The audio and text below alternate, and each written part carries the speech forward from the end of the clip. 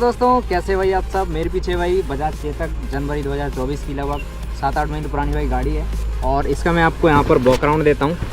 तो देखो भाई, ऐसी कुछ स्कूटर है और इसको मैं अभी 100% चार्ज करके निकला हूँ। इसका डैशबोर्ड में आपको दिखा देता हूँ। एक बार तो बंद करके शुरू से दिखाता हूँ मैं आपको। देखो, स्टैंड लगाई हुआ है और इस बटन से थोड़ी देर प्रेस करके रखेंगे, यहाँ पे बटन है तो ये बंद हो जाती है। अब वापस से मैं आपको इसकी स्क्रीन ऑन करके दिखाता हूँ। तो यहाँ पर ये बटन है, पावर बटन, जिससे ही ऑन होती है। इसको टच किया, टच करने के बाद आप इसके डिस्प्ले में देखोगे तो यहाँ पर स्पीड है जो कि 0 है, रेंज दिखा रहा है 89 और यहाँ पर ऑडियो मतलब ओरिजिनल रीडिंग अभी तक मतलब कितनी चली गाड़ी वो लिखा है। ऑडियो 7432, 7432 किलोमीटर ये चल चुकी है। और यहाँ पर एक बटन है भाई, एम करके, ये रहा एम। इसको आप टच करोगे, देखो एक बार मैं करूँगा तो आगे ट्रिप, यानी सुबह से मैंने इसको सुबह मैंने चार्ज किया था, फिर इसको चलाया 30 किलोमीटर के आसपास और फिर से मैंने इसको अभी एक बार और प्रेस करूँगा तो देख सकते हो फिर से मैंने इसकी बैटरी 100% चार्ज कर ली है। यहाँ पर लिखा है SOC 100% और ये बैटरी के भी बैटरी लिखा है और उसके कुछ पॉइंट हैं, मतलब बैटरी कम दी जाएगी तो ये पॉइंट गिरते जाएंगे। तो इस तरह से कुछ इसकी डिस्प्ले दिखती चालू होने के बाद। दिख रहा है कि नहीं भाई कुछ? हाँ दिख रहा है। तो इस तरह से कुछ इसकी डिस्प्ले दिखती है भाई चालू होने के बाद। इस बटन से ही ऑन होती है और ऑन होने के लिए इसकी चाबी मतलब कीलेस है, ये कार जैसी भाई चाबी जो है कंपनी ने दे रखी है। मैं आपको दिखा देता हूँ।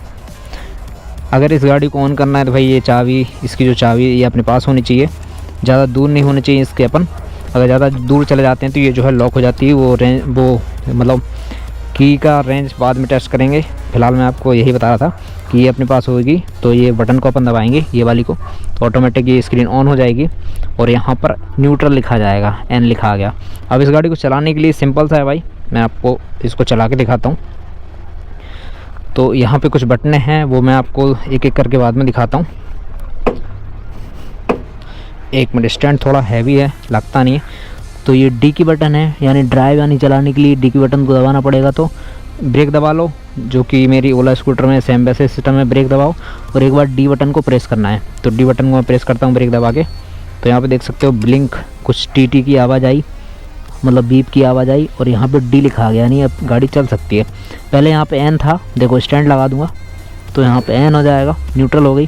स्टैंड लगा के डी दबाएंगे तो यहाँ पर डी यानी ड्राइव। अब ये गाड़ी चलने के लिए तैयार है।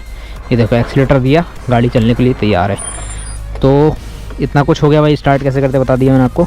यहाँ पे बटने दिखा देता हूँ आपको क्या क्या है और डिग्गी दिखा देता हूँ इसकी।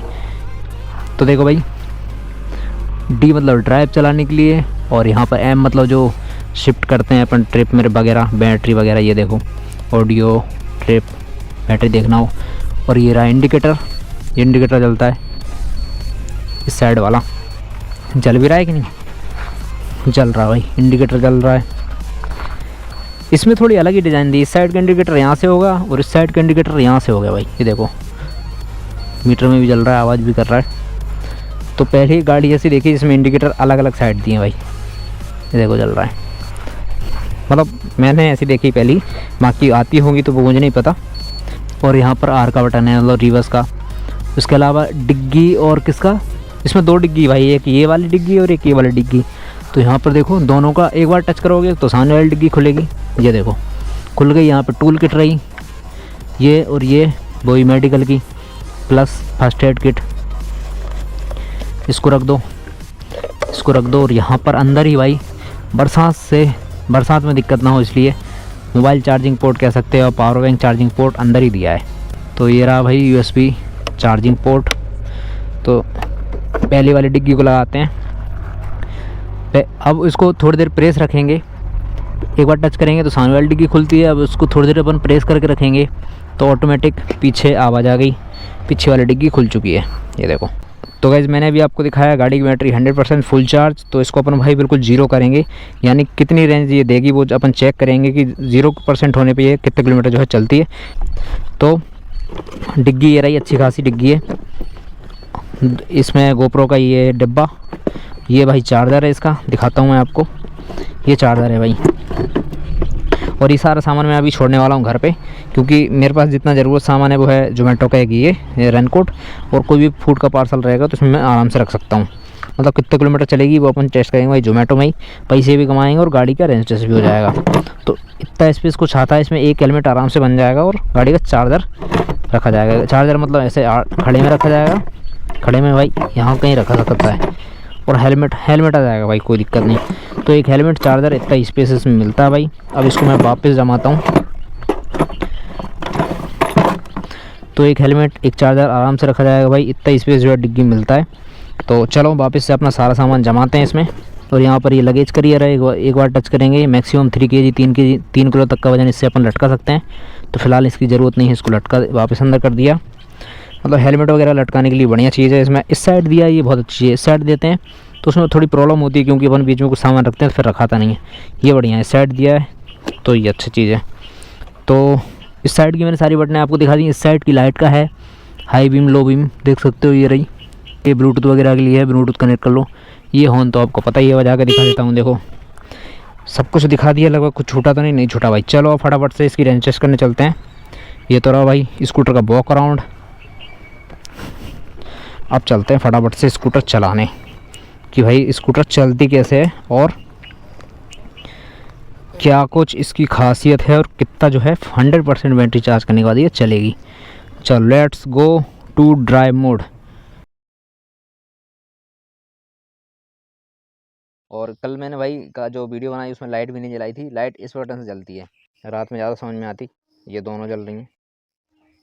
और गाइस बजाज चेतक में 3 मॉडल आते हैं। ये वाला R1 है, इससे एक छोटा आता है सिंपल मॉडल, और इसके ऊपर आता है एक प्रीमियम मॉडल। प्रीमियम मॉडल में, पुराने वाले में तो ये जो डैशबोर्ड है ये ऐसा ही है सेम टू सेम, लेकिन अभी जो नई वाला प्रीमियम मॉडल आ रहा है बजाज चेतक का, उसमें आगे फ्रंट जो है डिस्क ब्रेक है। इसमें डिस्क ब्रेक नहीं, इसमें दोनों ही ड्रम ब्रेक हैं। मैं आपको दिखा दूँ, अगला टायर यहाँ पे देख सकते हो आप भाई, ये भी ड्रम ब्रेक है। और ये जो डंडा है साका में, ये 2 जगह से सपोर्ट है इसमें, एक यहाँ पे सपोर्ट है और या एक पीछे यहाँ पे सपोर्ट है। 2 जगह सपोर्ट है। ये सिंगल डंडा, आगे जाके आप देखोगे, ये देखो सिंगल डंडा है। आगे जाके ऐसे जाके ये किधर गया, मेरा उंगली नहीं, ये आगे जाके ऐसे मुड़ गया। तो ये सिंगल सस्पेंसन वाली गाड़ी है, जैसे अपनी ओला वैसे ही। यहाँ देख सकते हो कोई दूसरा सस्पेंसन नहीं है, ओला की जैसी ही डिज़ाइन है इसमें भी।